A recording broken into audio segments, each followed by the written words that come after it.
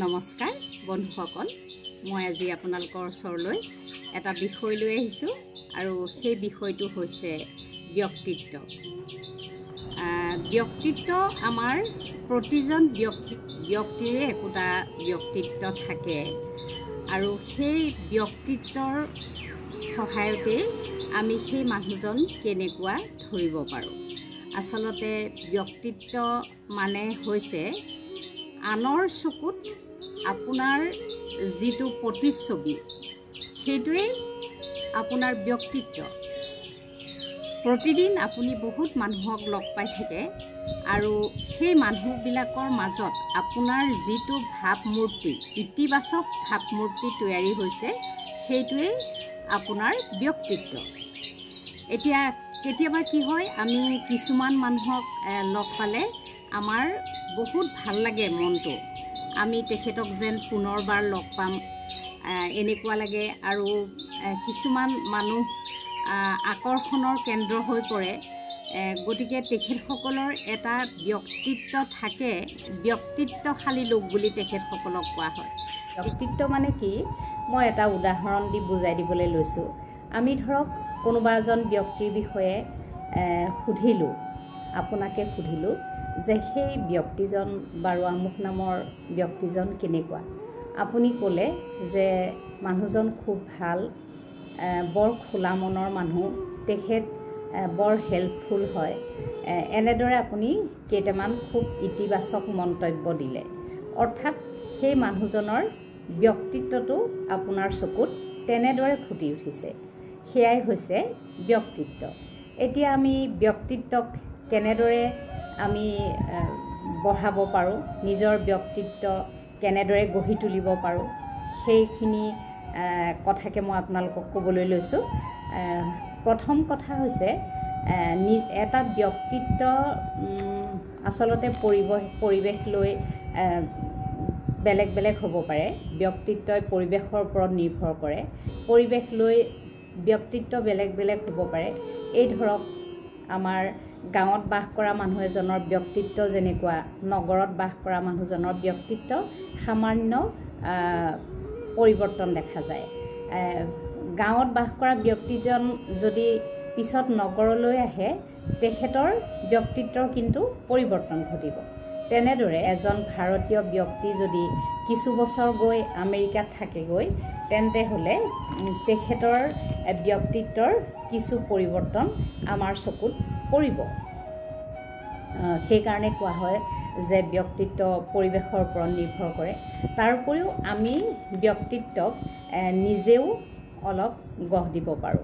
তাৰ কাৰণে আমি অলপ চেষ্টাও কৰিব লাগিব। আৰু সেইখিনি আমি কেনেকৈ কৰিব পাৰোঁ? এক নম্বৰ কথা হৈছে, ব্যক্তিত্ব গঠনত বুদ্ধিৰ বহুত দৰকাৰ। বুদ্ধি আৰু ব্যক্তিত্ব একেটা মুদ্ৰাৰে ইপিঠি সিপিঠি বুলি ক'ব পাৰি। কাৰণ কি হয়, বুদ্ধি থাকিলেহে যিকোনো এটা বিষয়ৰ ওপৰত এটা কনচেপ্ট ল'ব পাৰে। কনচেপ্ট এটা থাকে, ধাৰণা এটা থাকে, আৰু বুদ্ধিৰে সৈতেহে সেই ধাৰণাটোৰ ব্যাপ্তি আৰু বিশ্লেষণ কৰিব পাৰি। গতিকে যিসকল ব্যক্তিৰ বুদ্ধি কম, তেওঁলোকে নিজে এটা কনচেপ্ট লয় আৰু সেইমতেই তেওঁলোকে চলি থাকে। আৰু গতিকে তেখেতসকলৰ ব্যক্তিত্বও তেনেকুৱা ধৰণে গঢ় লয়। গতিকে ব্যক্তিত্ব গঠনত বুদ্ধিটো আমাক বহুত প্ৰয়োজন। তাৰপিছতে আহিলে আমাৰ সাজ পোছাক। আমি সাজ পোছাক কেনেকুৱা ধৰণৰ পিন্ধিব লাগে। সাজ পোছাকে আমাৰ ব্যক্তিত্বৰ ওপৰত যথেষ্ট প্ৰভাৱ পেলায়। এতিয়া ধৰক সাজ পোছাক বুলি ক'লে বৰ দামী সাজ এসাজ পিন্ধিলেই যে হ'ব, সেইটো নহয়। আমি এসাজ মাৰ্জিত সাজ পোছাক আমি ঠাই বিশেষে পৰিধান কৰিব লাগে। আমি কোন ঠাইত, কেনেকুৱা ঠাইত কি ধৰণৰ সাজ পোছাক পৰিধান কৰিলে ভাল লাগিব, তেনেকুৱা ধৰণৰ সাজ পোছাকেই আমি পৰিধান কৰিব লাগে। আৰু সাজ পোছাক সদায় কেতিয়াও অতি বেছি ঢিলা বা অতি টাইট সাজ পোছাক আমি কেতিয়াও পৰিধান কৰিব নালাগে। সাজ পোছাক নিৰ্বাচন কৰোঁতে সদায় আমি সচেতন হ'ব লাগে। সাজ পোছাক আমাৰ সদায় শৰীৰত খাপ খাই পৰা বিধৰ সাজ পোছাকহে আমি পৰিধান কৰিব লাগে। আৰু সেইদৰে আমি যি ঠাইত যেনেকুৱা সাজ পোছাক পিন্ধিব লাগে, ধৰক আমি নামঘৰলৈ গ'লোঁ, মেলে মিটিঙে গ'লোঁ, আমাৰ অসমীয়া ট্ৰেডিশ্যনেল ড্ৰেছ সেইযোৰ আমি চাদৰ মেখেলা অৰ্থাৎ চাদৰ মেখেলা আমি সেইযোৰে পিন্ধি যাব লাগে। তেতিয়া আমি নিজেও কমফৰ্ট ফিল কৰোঁ আৰু আমাৰ ব্যক্তিত্বও তেনেকুৱা ধৰণে ফুটি উঠে। তাৰপিছত তেনেকৈ আমাৰ পুৰুষসকলেও ঠাই বিশেষে বেলেগ বেলেগ ধৰণৰ সাজ পোছাক পৰিধান কৰিব লাগে আৰু তেখেতসকলেও নিজৰ দেহত খাপ খাই পৰা আৰু সদায় চাফ চিকুণ আৰু পৰিপাটিকৈ ধৰক কোচমোচ খোৱা কেতিয়াও পিন্ধিব নালাগে। সদায় প্ৰেছ কৰা এনেকুৱা ধৰণৰ সাজ পোছাকে আমাৰ ব্যক্তিত্বক ফুটাই তোলে। তাৰপিছতে আহিলে আমাৰ হেয়াৰ ষ্টাইল। আমি যেনেকুৱা হেয়াৰ ষ্টাইলে আমাক ভাল লাগে, বৰ বেছি কপাল চুলিৰে ঢাক খাই থাকিলে বা এনেকুৱা ধৰণৰ কিছুমান হেয়াৰ ষ্টাইলে আমাৰ মহিলাসকলক বেয়া দেখায়। আমাৰ যেনেকুৱা হেয়াৰ ষ্টাইলে আমাৰ মহিলাসকলক মাৰ্জিত দেখায় তেনেকুৱা হেয়াৰ ষ্টাইলে আমি কৰিব লাগে। পুৰুষসকলেও তেনেদৰে চুলিখিনি চুটিকৈ কাটি থ'লে বা দাড়িখিনি ট্ৰিম কৰি থ'লে দেখিবলৈ ভাল লাগে, তেখেতসকলক স্মাৰ্ট দেখায়। আমাৰ মহিলাসকলেও তেনেদৰে খোপা বন্ধাসকলে এটা খোপা বা চুলি মেলাসকলেও পৰিপাটিকৈ চুলিকেইডাল মেলি থ'লে দেখিবলৈ সুন্দৰ হয়। তাৰপাছত আমাৰ আহিলে কথা বতৰা। সদায় আমাৰ উচ্চাৰণ শুদ্ধ হ'ব লাগে।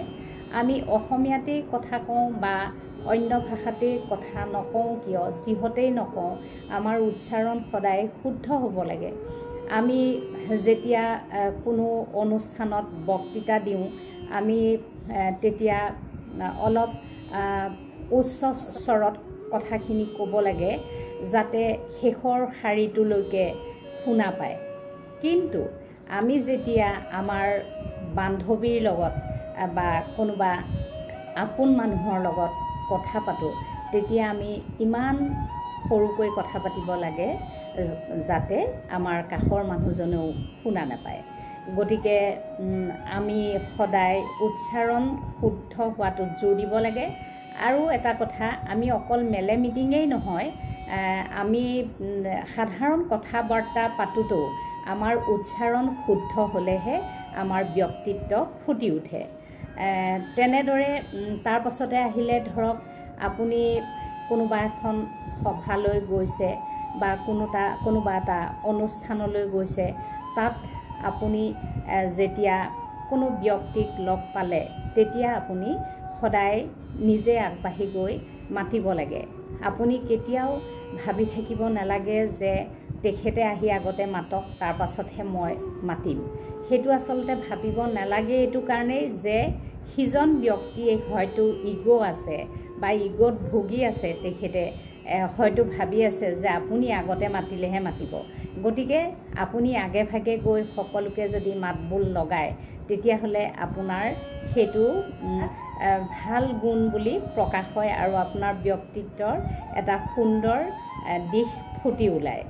গতিকে আৰু আমি যেতিয়া কাৰোবাক চিনাকি মানুহক লগ পাওঁ তেতিয়া আমি তেওঁক কেতিয়াও অচিনাকিৰ ভাৱ ধৰিব নালাগে। আমি তেওঁক সৌজন্য দেখুওৱা উচিত, তেওঁক আমি মতা উচিত বা ভাল বেয়া দুই চাৰিটা কথা সুধিব লাগে। কাৰোবাৰ লগত কথা পাতি থাকোঁতে আপুনি কেতিয়াও ইজন ব্যক্তিক নক'ব যে আপুনি মোৰ কথা বুজা নাই। তেনেকৈ ক'লে সিজন ব্যক্তিয়ে মনতে অলপ বেয়া পাব পাৰে। আপুনি এনেকুৱা ধৰণে ক'ব যে মই আপোনাক সঠিক ৰূপত এই কথাটো আচলতে বুজাব পৰা নাই, এনেকুৱাকৈ ক'ব। আৰু নিজৰ কথা কেতিয়াও আপুনি বেছিকৈ নক'ব। নিজৰ কথা যিসকল লোকে বেছিকৈ কয় সেইসকল লোকক সাধাৰণতে সমাজত ব'ৰ বুলি কয়, বৰ ব'ৰ। গতিকে বেছিকৈ নিজৰ কথা প্ৰকাশ নকৰিব।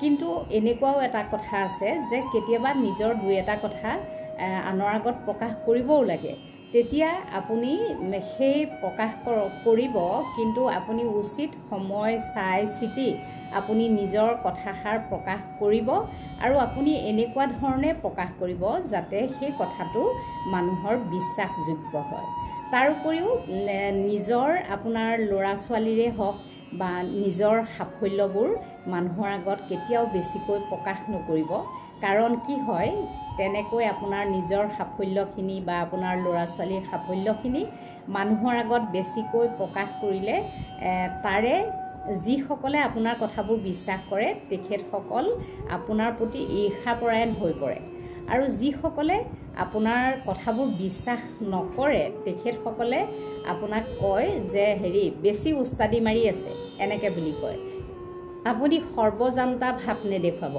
কাৰণ কোনো ব্যক্তিয়েই সকলো জনাটো সম্ভৱ নহয় আপুনি যিমানখিনি জানে সিমানখিনিহে মানুহৰ আগত ব্যক্ত কৰক আৰু নজনাখিনি আপুনি বিশেষজ্ঞৰ পৰা শিকি লওক বা আপুনি নাজানো বুলি স্বীকাৰ কৰক আপুনি এজন ভাল বক্তা হওক তেনেদৰে আপুনি এজন ভাল শ্ৰোতাও হওক কাৰণ বেছিকৈ কথা কোৱা সকলে কথকি বুলি পৰিচিত হয় আৰু কমকৈ কথা কোৱা সকল যিসকলে শুনে সেইসকল পণ্ডিত বুলি পৰিচিত হয় গতিকে আপুনি জানি বুজি কথা ক'ব বুলি আশা কৰিছোঁ আপুনি কেতিয়াও দম্ভ মাৰি কথা নক'ব বা আপুনি সদায় বৰ অহংকাৰ কৰি কথা নক'ব তেতিয়া আপোনাক মানুহে পাতল বুলি ভাবিব বা অহংকাৰী বুলি ক'ব আপুনি বৰ মিউ মিউ কৰি নাথাকিব মিউ মিউ মানে এইটো হৈছে যে কিছুমান ব্যক্তিয়ে নিজৰ দুখবোৰকে হওক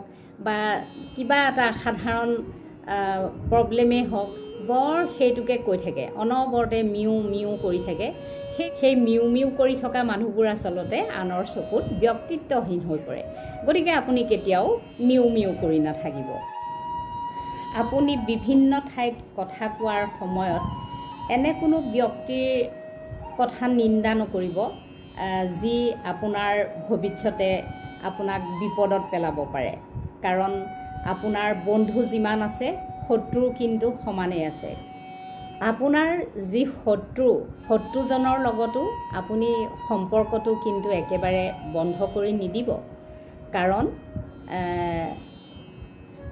তেখেতক যদি আপুনি একেবাৰে নামাতে বা আপোনাৰ লগত কোনো ধৰণৰ কথা নহয় তেখেতৰ আপোনাৰ প্ৰতি থকা মনোভাৱ কেনে বা তেখেতে কি ভাবি আছে আপুনি একেবাৰে গম নাপাব সেইকাৰণে তেখেতৰ লগত আপুনি এটা সম্পৰ্ক বজাই ৰাখিব ধৰক দুখন দেশৰ মাজত যেতিয়া শত্ৰুতা আহে তেতিয়াও কিন্তু দেশ দুখনৰ মাজত এটা যোগাযোগ থাকে ব্যক্তিত্ব গঠনৰ আটাইতকৈ ডাঙৰ কথাটো হৈছে মুখৰ হাঁহি আপোনাৰ মুখত হাঁহিটো অনবৰতে লাগি থাকিবলৈ দিব আপোনাক যদি কোনোবাই অন্তৰত কেতিয়াবা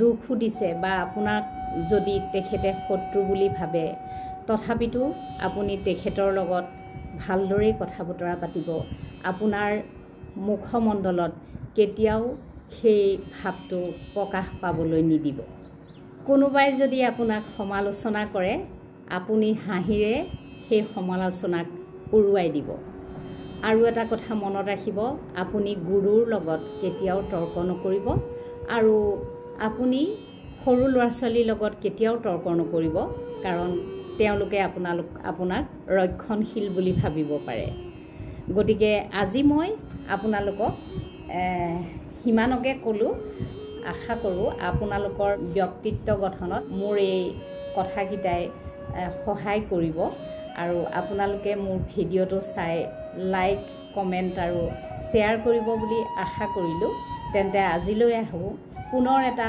নতুন ভিডিঅ'ৰ সৈতে আপোনালোকৰ মাজলৈ আহি আছোঁ ধন্যবাদ